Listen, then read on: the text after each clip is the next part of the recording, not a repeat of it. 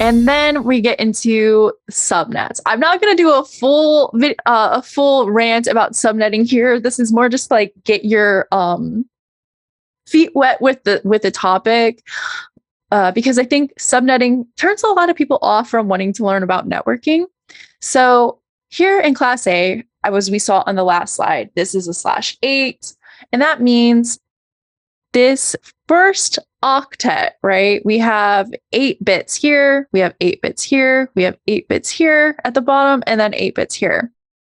And each one of these is called an octet. So the first octet, you see this first number, like for instance, 192, that would be a part of your network address. And then a /16 would be like 192.168. That would be a part of your network address. And like the rest would be host addresses, meaning available IP addresses to give to each device on your network that needs one.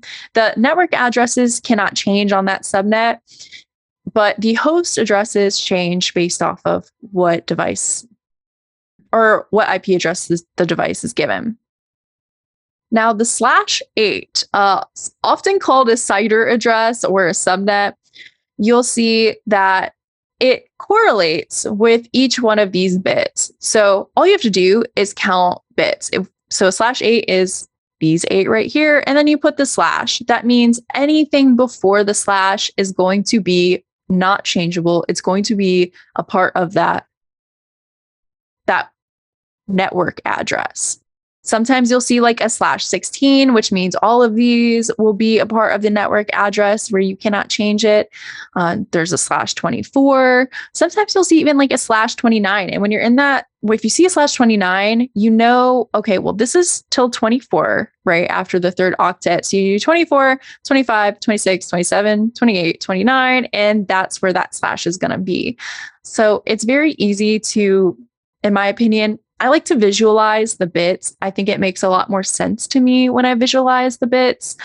And each bit is given a number. So you have this first bit right here. And this is for every single octet. You have this first bit, which is equals to 128. You have then 64, 32, 16, 8, 4, 2, 1. And then you'll have some bits that are flipped on. So if there's a 1 here in the first spot, that means that's 128. But you could say it's like 1, and then maybe you'd see a 0 and then 1. That would mean it would be 128 plus 32. And that's just very basic, right? I think a lot of people get a little lost on the subnetting, and maybe we could do an entire webcast just on subnetting if there is interest for that. But this is just like the general idea of things that you might need to know as a pen tester, as a network engineer. A lot of times there's IP addressing products like info blocks and things like that calculate these subnets for you. There's subnet calculators online. It's really important to know how it's done, but typically you're only going to really use the information if you're taking like a certification exam, because you have so many other resources on the internet. You don't have to memorize it. You can use other resources, but it's good to know how it works. So now with this information about IP addresses, we found all of the websites that are owned by our company that we're trying to pen test. We found a website where we could upload a web shell and get our initial foothold into their network. And that brings you to like a whole new world of things that are happening and things that you could do from a pen testing perspective to manipulate the network and to give yourself a little bit of an advantage. But before we go on to the next level here, we are met with this very fancy wizard, and he's giving you tools to take with you on this next part of the journey to hack this customer, right? So you will need to search for open ports. Open ports allow services to communicate to other hosts. Some ports may be used to your advantage. And the wizard gives us a list of well-known ports and a tool called Nmap. Now, I have a very small list here. This is not at all comprehensive, but just to give you an idea of some Services that you probably have heard of before, like SSH, which would correlate to a well-known port 22. FTP correlates to 20 and 21. HTTP, you'll see 80, 80, 80, 443 for HTTPS. And then like RDP is 3389. So these are some words that you probably will see very frequently. And for a longer list, I always just Google like well-known ports because there's some protocols that are associated with a well-known port, but you don't use them that often, so you don't remember. But it's good to find these like cheat sheets and have them available for when you would need them, and they might become handy later. Now, Nmap is a network scanner used to discover hosts and services on a computer network by sending packets and analyzing their responses. And I use Nmap very heavily for when I'm doing pen tests because there's a ton of really great Nmap scripts that you can use to either do brute forcing or enumeration and check for versions of specific things that are running. Some people might use Metasploit. Some people use other different tools. I use Nmap a ton because it's just very reliable and I love the scripts that are available for it. And it's very helpful for me. Now, we have these tools and we have our initial foothold into this environment, but we're going to need more information on how networks work. And we had mentioned subnets a little bit, and we had previously mentioned VLANs, but we hadn't really gone super in depth with them. I have this graphic here about VLANs. Now, VLANs are going to be layer 2. So we're not quite at the router yet. We're more at these switches. And we have these computers that are highlighted.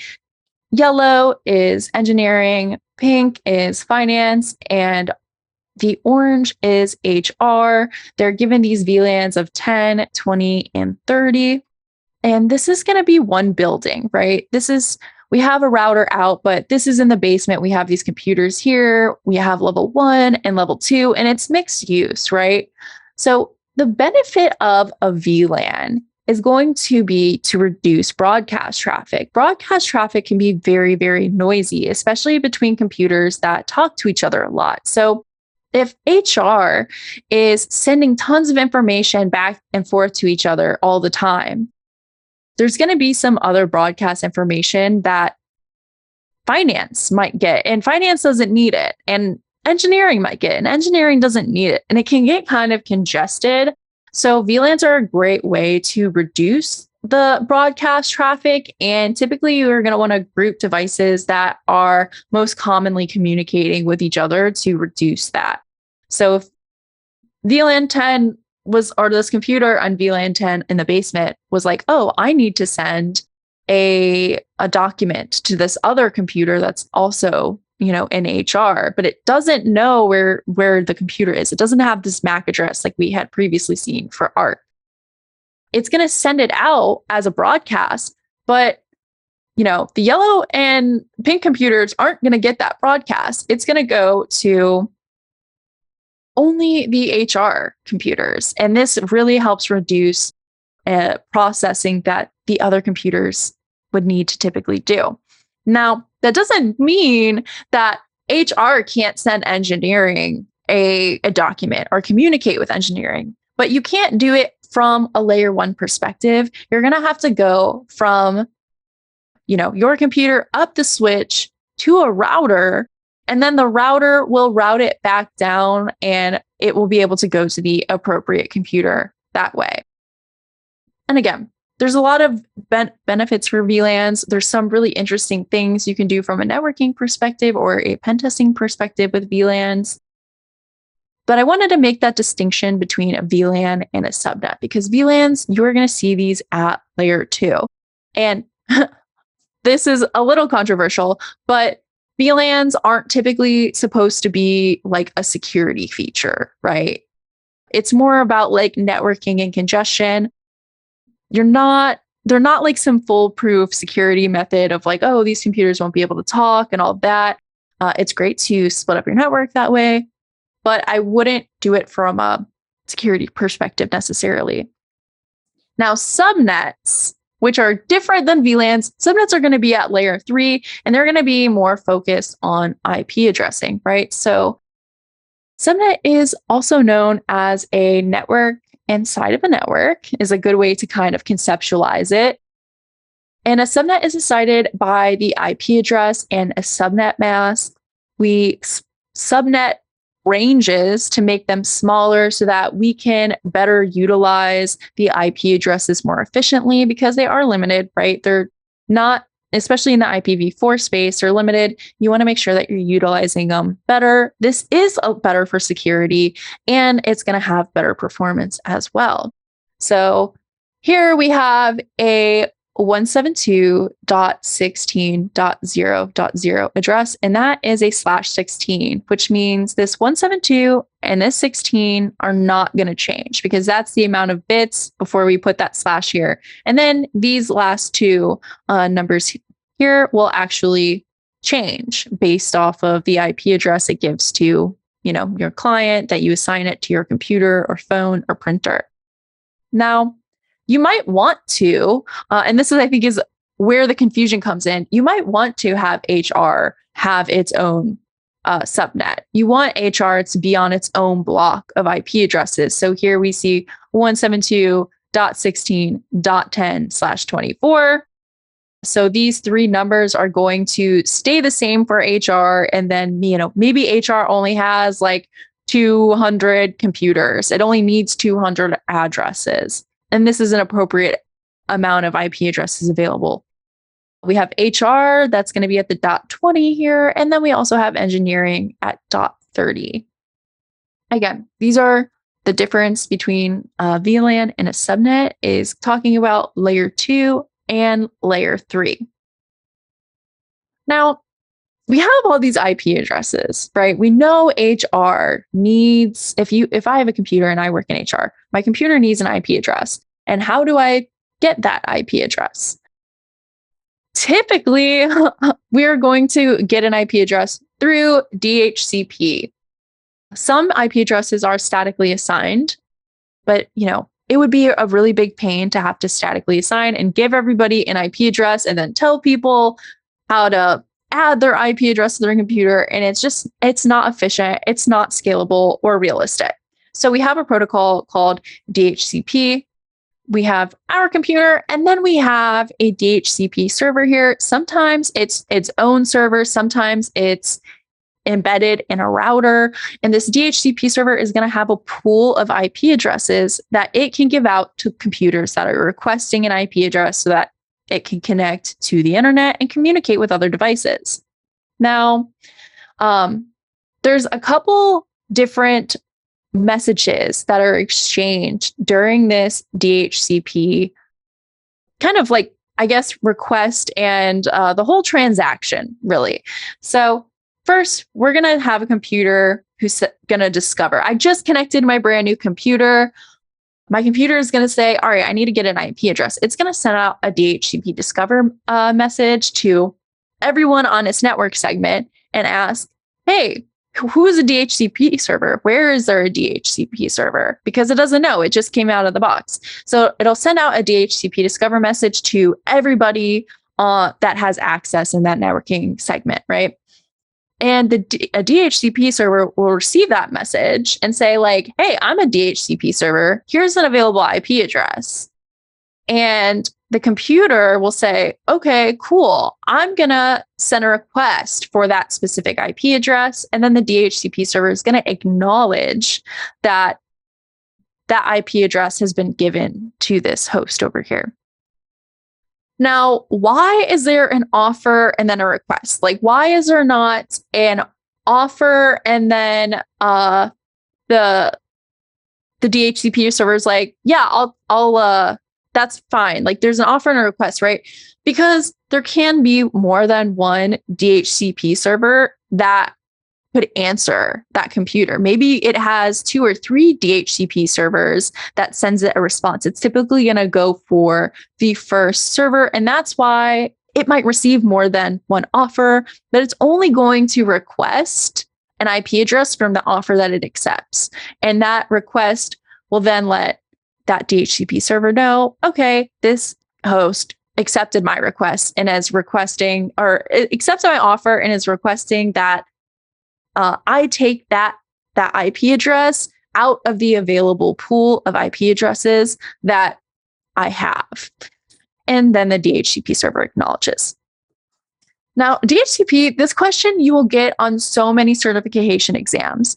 Like, explain this little handshake that happens here. And one way to remember is this DORA acronym, where D stands for discover, O stands for offer, R stands for request, and A stands for acknowledgement. And that's an easy way to remember how this handshake happens, because if you are, like I said, interested in certification exams, this is, I'd say, a fairly common question that you will see on those exams. Now, DHCP can also be abused by a pen tester potentially. Typically, we'll get into it. There's more slides. We'll get into it. But we're going to continue the investigation a little bit. So while doing recon, when we were getting all those DNS records and information, we noticed that a publicly exposed DNS server revealed a name server record resolving to a private IP address. So when you got all this information from, your DNS recon, you saw that there is an IP address. Now that we've learned the difference between a public and private IP address, you saw an IP address that was in the private range, which is weird, because why would that be available? It's not publicly routable. So you kind of assume, I don't think I should have access or know about this name server. I don't think I should have access to this IP address. And the IP address is also associated with a host name that appears that it could be a domain controller. So sometimes you will see host names that will be like Active Directory domain server or ADDS, right? .example.com. And so you're like, I want to investigate that further, because that is interesting information that, and that does happen sometimes. I've seen that on Pentest, where you're going through DNS records and recon and information, and you see private IP addresses. And so that's like an interesting finding. So we're going to want to investigate that a little bit further. And we're in the network now, so maybe we are able to connect to that IP address.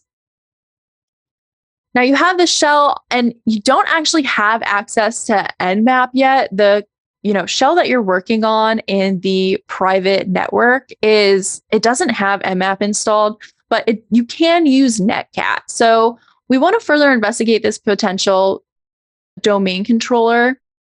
And a domain controller is a server that that authenticates other users on those networks. So there's a lot of times very interesting servers, and occasionally they're pretty easy to tell.